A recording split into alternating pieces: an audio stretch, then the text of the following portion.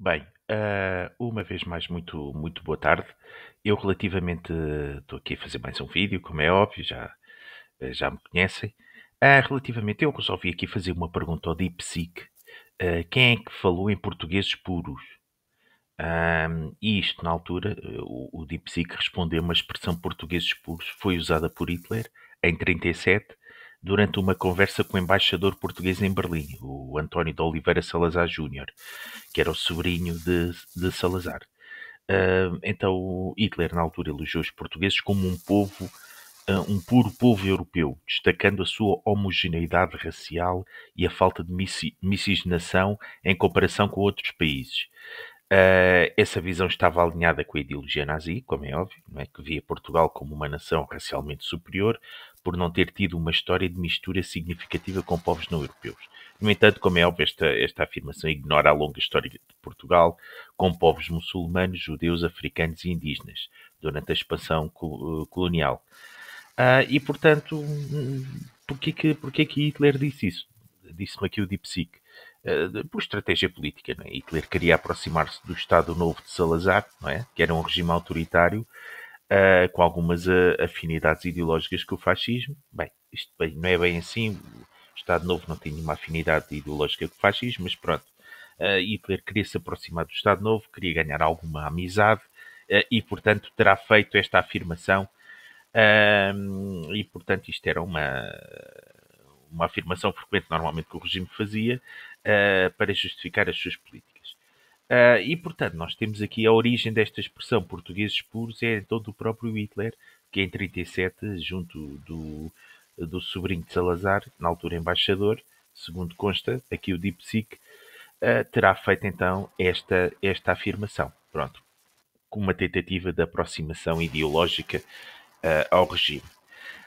No entanto, eu quero aqui o presidente Marcelo, portanto, a mim parece-me que nas entrelinhas estava a referir a esta afirmação.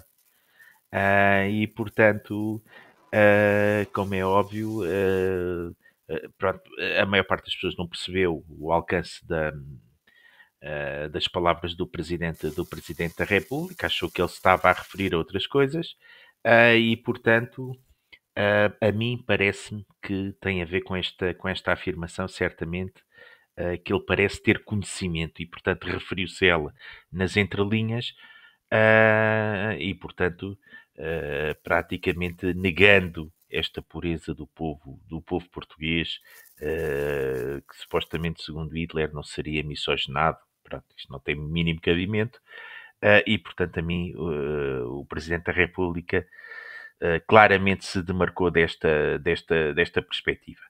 Mas aquilo que foi verdadeiramente confrangedor de ouvir foi o discurso da senhora Lídia Jorge. Esse sim, talvez tenha sido o pior discurso de todos que por lá apareceram, porque esta senhora entende que nós, portugueses, devemos estar sistematicamente em autoflagelação pelo nosso passado. E, portanto, temos de estar sistematicamente numa espécie de tortura psicológica em que os erros cometidos pelos nossos antepassados, nós temos que nos autoflagelar por esses erros. Bem, isto é uma coisa pavorosa, não é?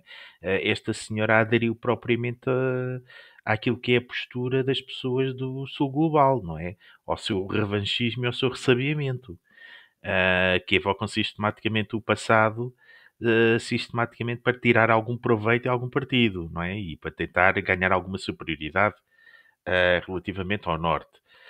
E, portanto, é esta senhora que supostamente é portuguesa, não é? Mas depois, na realidade, alinha com este tipo de discurso revanchista, ressabiado das pessoas do sul global, não é? E, portanto, entende que nós devemos estar sistematicamente a autoflagelar-nos por causa do nosso passado. E, portanto, isto é uma coisa pavorosa de se ver, não é? Esta senhora não anda para a frente. E, portanto, agora imaginem o que é nós chegarmos ao pé da primeira-ministra italiana e pedir uma indenização. Porque quando os romanos cá tiveram, exploraram minérios, reduziram à escravatura os povos que cá estavam. Bem, isto é risível e dá vontade de rir. Mas pronto, estas pessoas com mentalidade e perfil do sul global são assim que pensam. E, portanto, eu espero sinceramente as melhoras desta senhora Lídia Jorge. Sendo assim, muito obrigado mais uma vez por me escutarem. Muito obrigado. A continuação de uma boa tarde. Muito obrigado.